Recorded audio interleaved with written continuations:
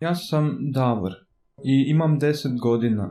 Još nikad se nisam igrao sa djecom kao svi ostali. Imam jako rijetku i glupu bolest. Alergičan sam na sve bakterije na svijetu. Ne smijem na zrak, ne smijem pit sok, pa čak ni običnu vodu.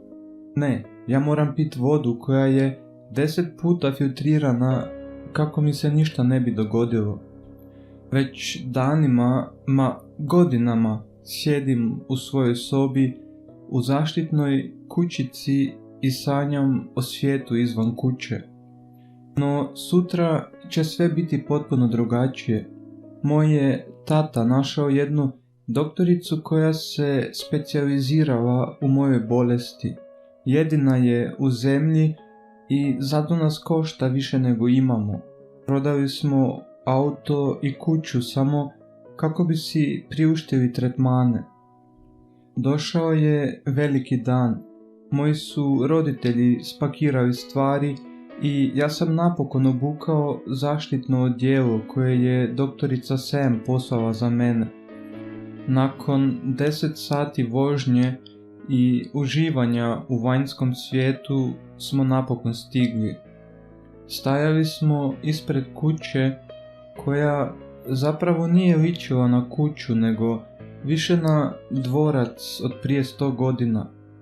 Doktorica Sam nas je dočekala i zamolila da uđemo. Unutra je mene zamolila da skinem svoje zaštitno odijelo. Nisam se usudio skinuti ga, ali nakon što su me uvjerili da je kuća 100% čista, bez ijedne bakterije, skinuo sam svoje odijelo. Nakon toliko godina i toliko suza, napokon sam udahnuo zrak izvan svoje zaštitne kućice. Nakon par sati objašnjenja i pričanja sa doktoricom i sestrama, otišli smo u krevet i čekali da moj tretman napokon počne. Prvi tretman je trajao 2 dana i nisam imao osjećaj kao da mi pomaže. Čak sam se osjećao čudnije i bolesnije nego do sad. Nakon 2 dana ležao sam u krevetu i čuo neki zvuk na prozoru. Ustao sam i htio sam vidjeti što je to. Izgledalo je kao da je netko izdahnuo na prozor. U malom zatamnjenom kutu prozora pojavile su se riječi laž. Sve je samo laž. Prepao sam se i sakrio ispod kreveta čekajući da sunce napokon izađe i da ova noćna mora prestane.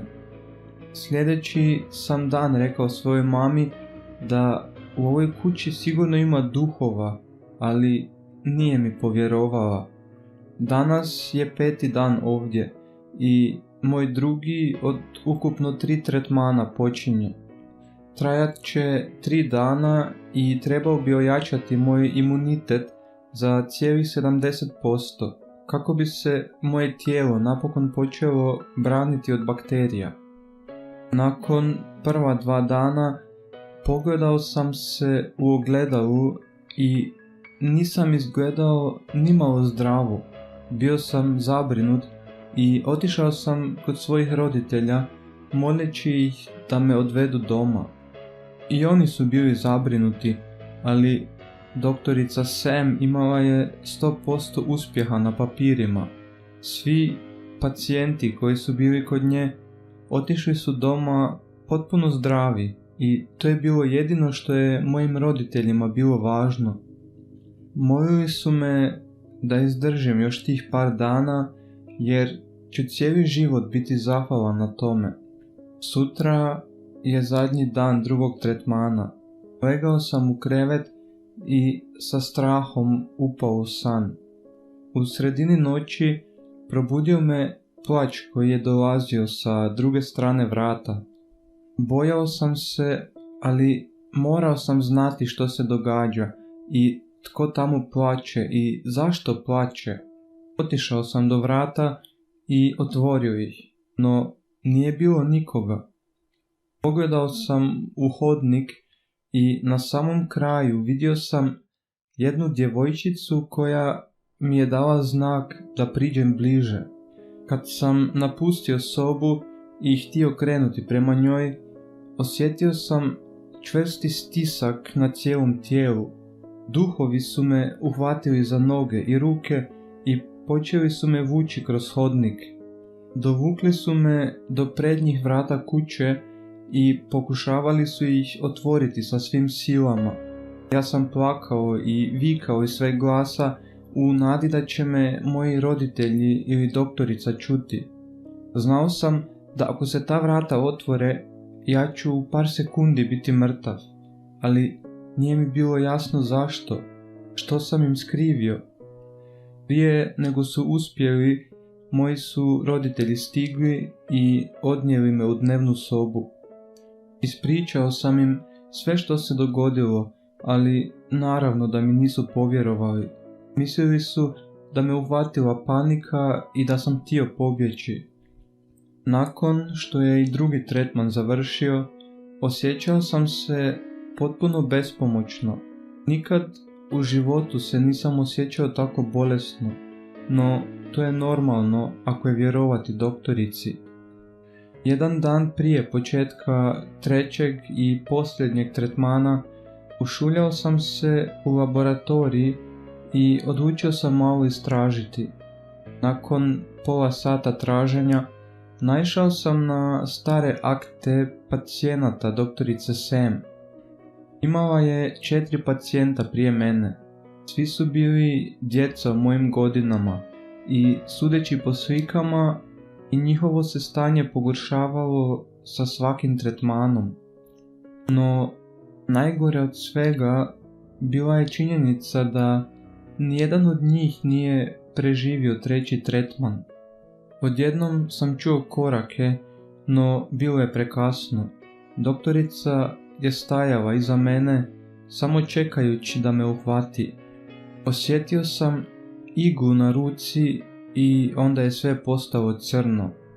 Probudio sam se par sati kasnije u podrumu kuće pored velikog bunara. Ovaj dio kuće nije bio čist i zatvoren poput onog u kojem sam bio cijelo vrijeme.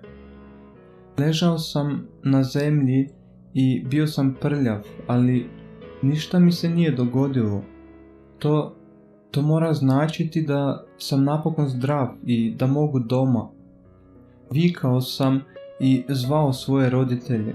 Govorio sam da sam zdrav i da napokon možemo doma. Stigli su sa doktoricom u podrum i moja me mama pogledala sa najtužnijim pogledom koji sam ikad vidio na njenom licu. Rekla je da će me za par minuta pokupiti i da ćemo napokon ubiti tu bolest zauvijek. Kad su otišli, pokušao sam nekako izaći van iz tog podruma.